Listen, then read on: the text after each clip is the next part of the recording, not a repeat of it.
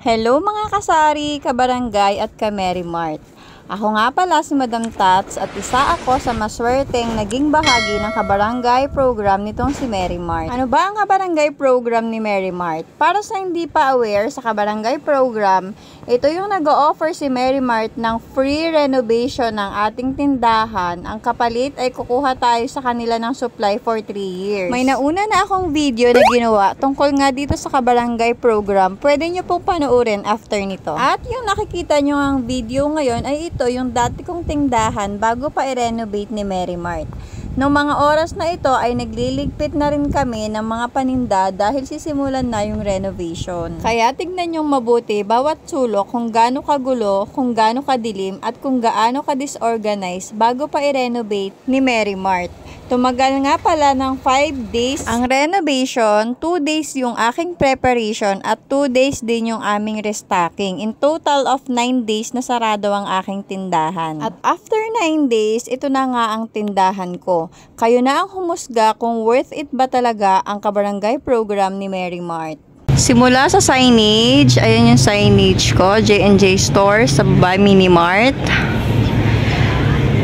Tapos yung trapal ko, dating pula, pinalitan namin ng blue para naman matchy-matchy.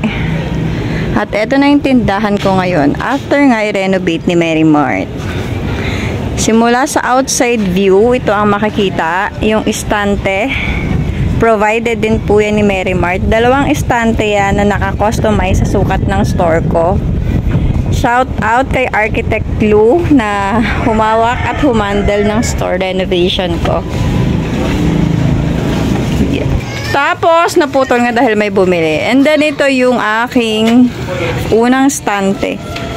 Mga sabon, yan, efficacent oil, pulbo, baby oil, tawas, mga ganyan.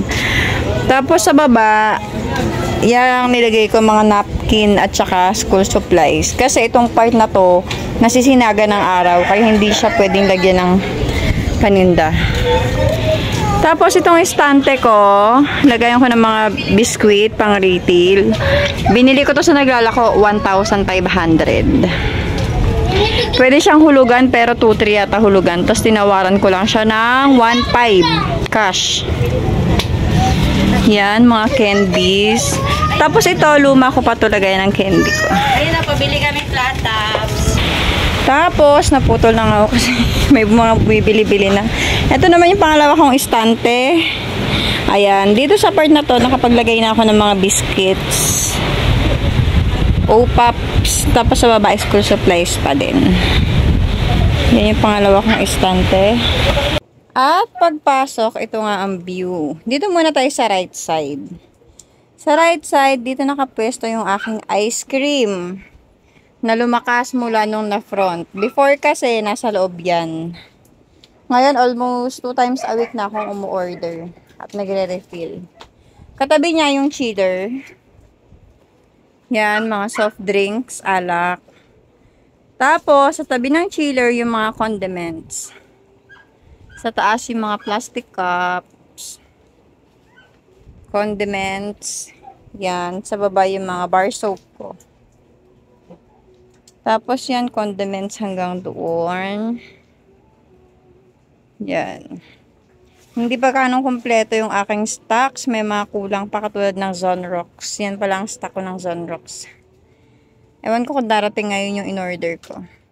Tapos sa tabi, nga pala, Downy. Sa baba yung mga panghugas. Toothpaste, toothbrush. Yan. Tapos Downy. Downy.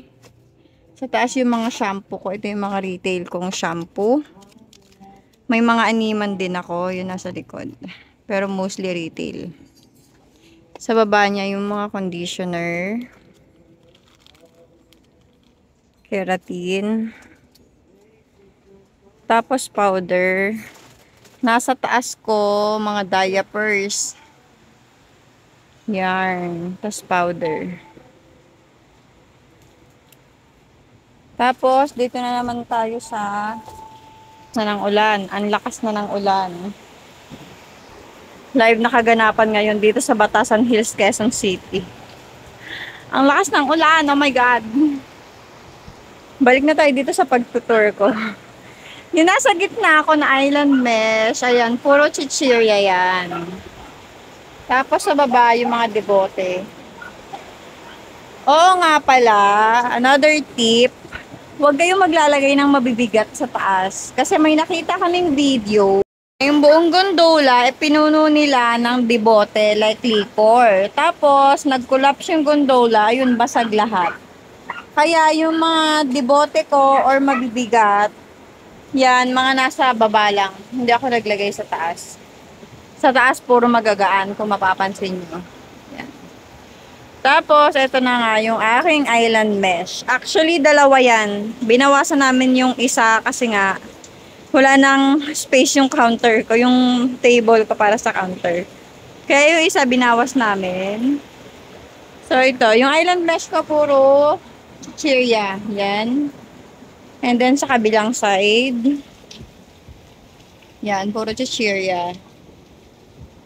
Tapos, syempre, hindi mawawala yung ating mga sabit-sabit, pero dapat in a nice way. Ganyan. Hindi masakit sa mata kahit na may mga nakasabit. Yan, mga pang-akit natin sa bata. Syempre, kailangan unang tingin nila sa tindahan mo. Makikita na nila yung mga gusto nila.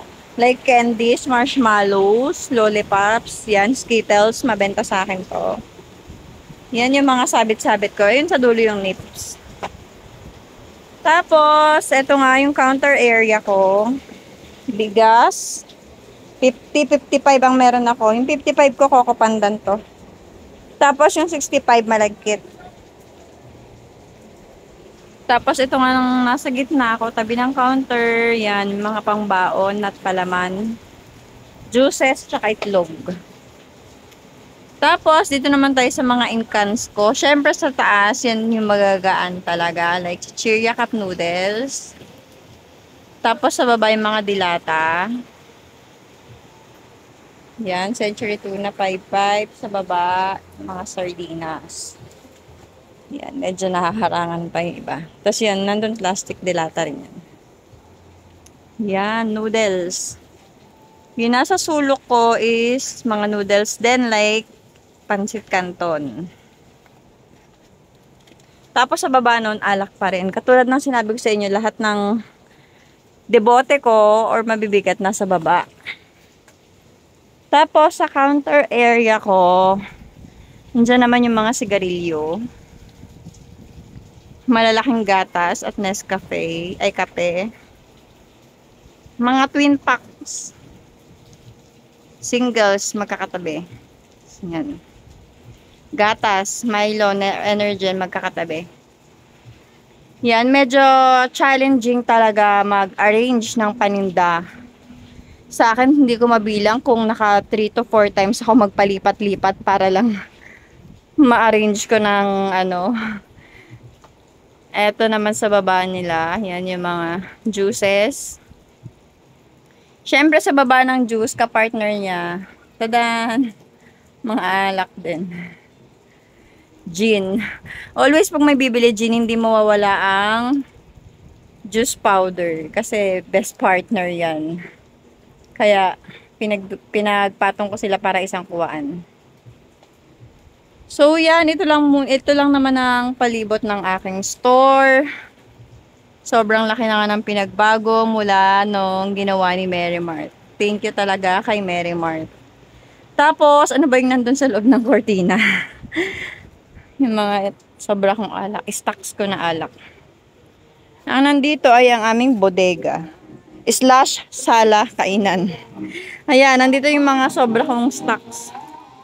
Dating sala namin to na magiging bodega. At actually, naging bodega na nga. Yan. So, yan lamang muna for now. Sa next upload ko na yung price updates, yung thoughts, at saka yung feedback regarding sa renovation ni Mary Mart.